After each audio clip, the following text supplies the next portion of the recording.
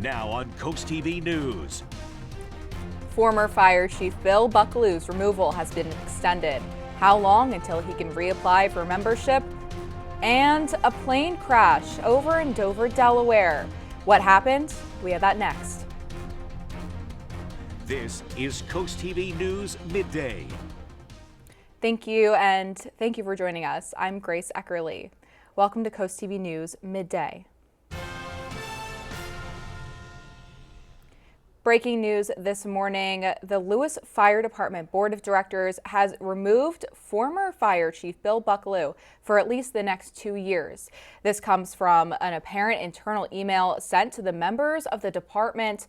The email comes after the board reportedly held an emergency meeting Tuesday night.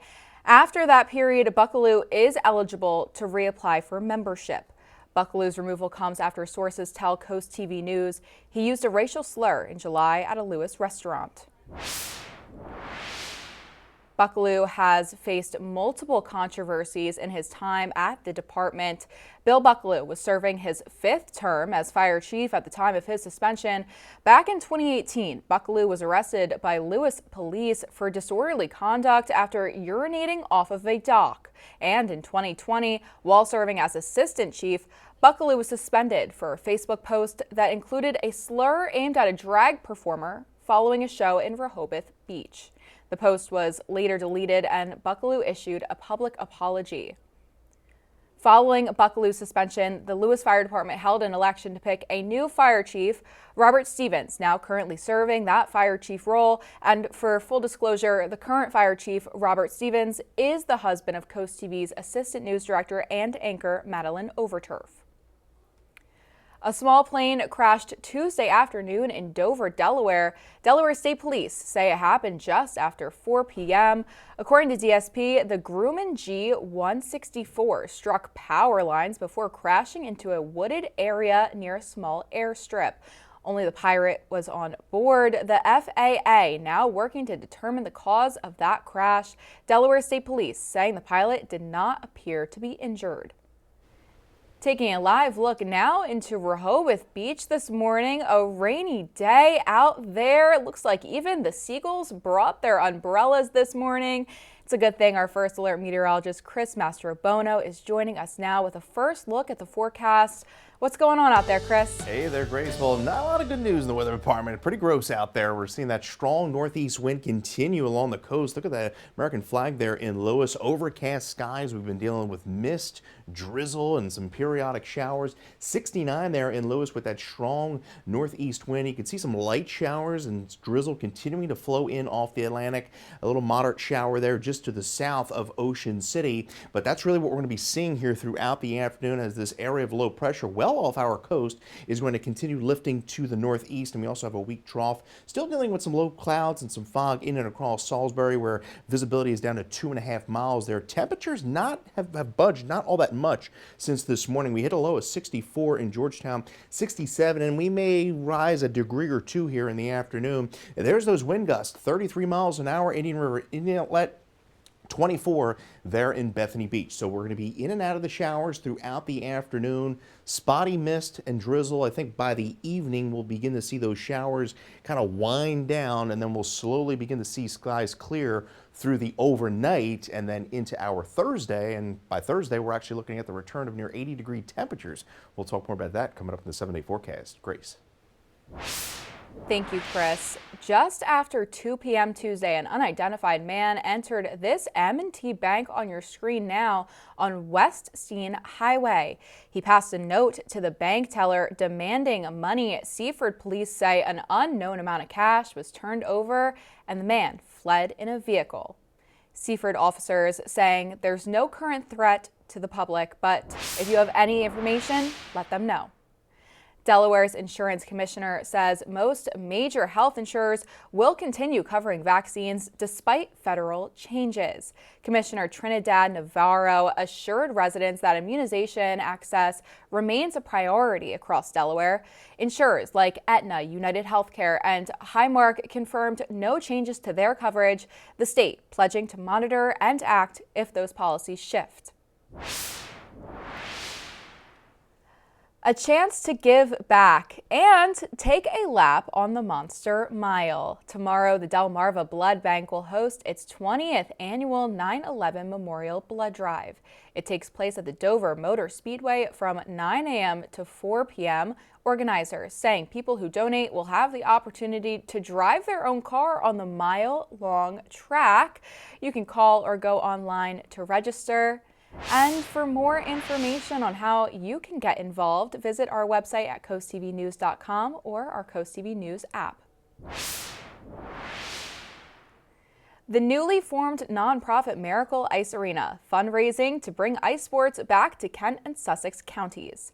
The organization launched a $1 million fundraising campaign after the Delaware State Fair shut down the region's only indoor rink this year. With the closure, families in central and southern Delaware left without a local option. The group plans to build a state-of-the-art 2-sheet indoor ice facility in Georgetown. So there's several, families, a lot of families, probably over 100 or more, that their children aren't doing anything as far as, playing the sport of hockey or figure skating or even, having the opportunity to even get on the ice at all. The effort to fund and build the arena is currently underway, with organizers seeking donations on a GoFundMe site. The group's goal is get up 1 sheet running by fall of 2026. Today in Lewis, you may notice low water pressure or even discolored water. That's because the Lewis Board of Public Works says they'll be conducting hydrant flow testing. If you do happen to notice any discoloration, officials say you can run your cold water for 10 to 15 minutes until it clears up. Also, avoid doing laundry during the tests. Stick around because after the break on Coast TV News Midday, an endemic declared in America. What's behind the disease that the World Health Organization says is putting hundreds of millions at risk? But first, the emergency declaration behind the federal takeover expires today. What move analysts are expecting next out of Washington?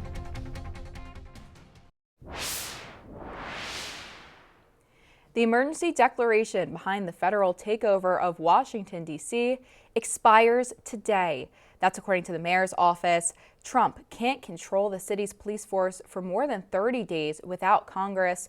Analysts expecting he will continue his D.C. National Guard deployment and federal law enforcement surge.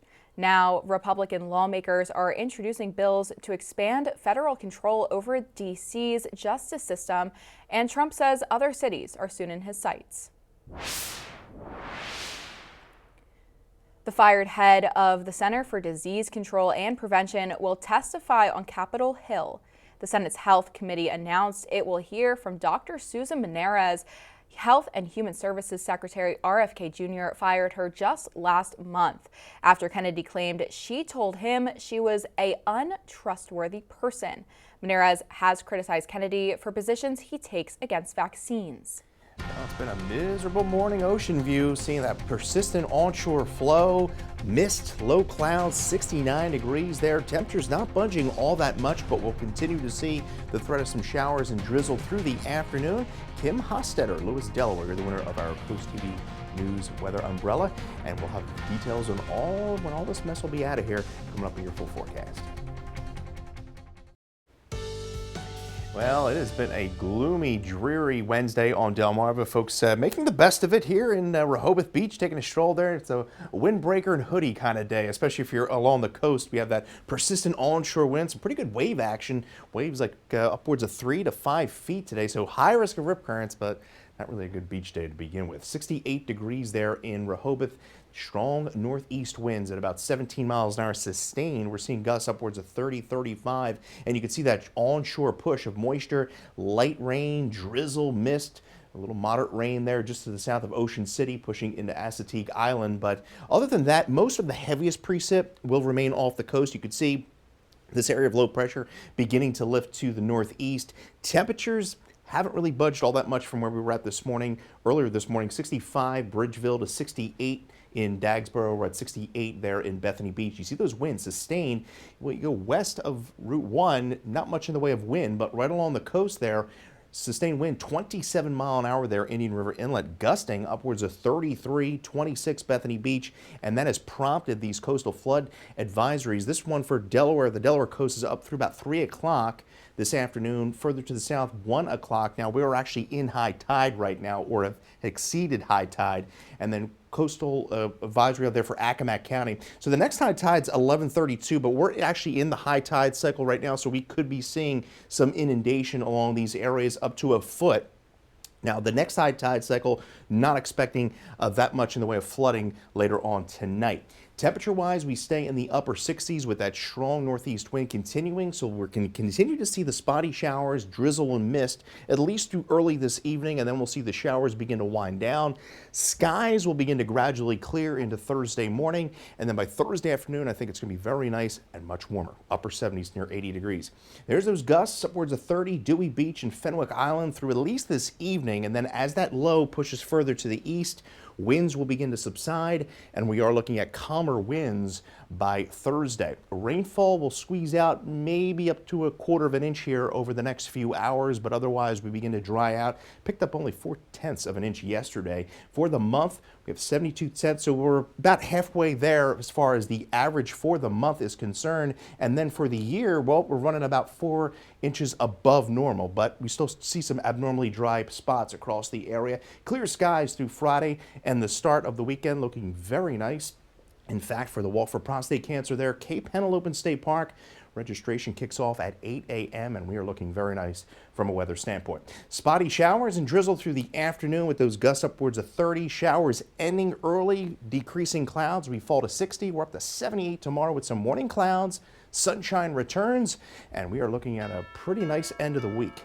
79 on mostly sunny skies Friday, and the weekend right now looking fantastic. Mostly sunny skies and highs around 80. Oh, Coast Life, we're going to have a lot of fun today, and you know why I say that? We're going to have a ukulele player on the show. You can't miss that. Who doesn't want to see a ukulele player? Plus, emergency management. We're going to be looking at some of the more serious sides of the topics that we tackle here along the coast. And the blood bank of Delmarva is stopping by. They have a need. You might be able to help. Please watch that segment. It is important, not just for you, but for all the people that live out here on the coast. We've got Coast Life coming up today at 4.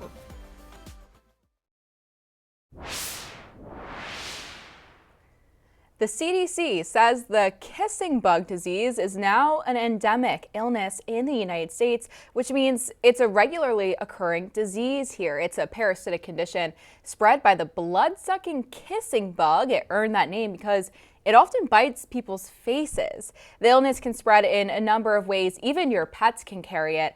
According to the World Health Organization, more than 100 million people worldwide are considered to be at risk of being infected. Coming up after the break, scientists are now treating suicidal thoughts with ketamine, how they say it can help their patients. CoastTV News returns after the break.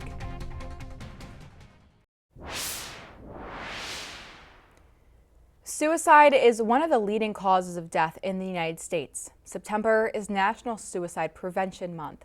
Scientists are now studying a different way to help suicidal depression patients. In today's Health Minute, Mandy Gaither showing us how new methods of research may help.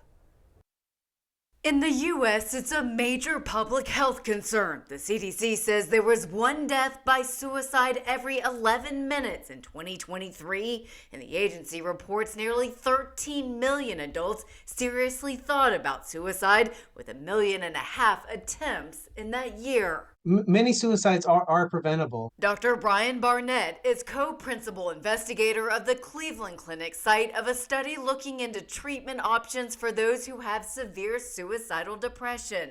Currently, treatment options include psychotherapy, prescription medications, and in severe cases when other options aren't working, electroconvulsive therapy or ECT may be used. Which is the gold standard treatment for depression and suicidal ideation. Barnett and other researchers are also looking into ketamine as another potential treatment option. It's currently FDA approved only for use as an anesthetic. And then about 25 years ago, we learned that it could actually be used to treat treatment-resistant depression as well as suicidal thoughts. And the study that we're doing is looking at those two treatments head to head to see whether ketamine delivered intravenously is as effective as ECT. Barnett says research results won't be known for years, but the study is currently ongoing at several sites across the U.S. For Health Minute, I'm Mandy Gaither. Oh, damp, dreary day on Delmarva. You see the low clouds there in Laurel. Temperatures are in the 60s, upper 60s, and we're going to see those temperatures hold rather steady through the afternoon with a few scattered showers and some pockets of drizzle. Get your forecast anytime by dialing the First Alert weather phone of your 10-day forecast right after the break. Well, it is a miserable Wednesday. We have that persistent onshore wind continuing. Gusts at the coast upwards of 35 miles an hour. We'll continue to see scattered showers and drizzle at least through the evening, and then the showers will taper off through the overnight. We welcome back sunny skies by Thursday afternoon, right up to near 80 degrees. In fact, we're going to hover right around the upper 70s to near 80 right through the start of the weekend.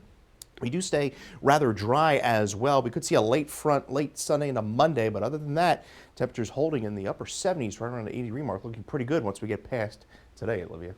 Oh, Olivia, I'm sorry, Grace. I had Olivia in my ear, my fault. Well, thank you so much for joining us here on Coast TV News Midday. For more local news and weather, you can download our Coast TV News app. And don't forget to join us right back here for Coast TV News at 5 later this afternoon. Have a great day.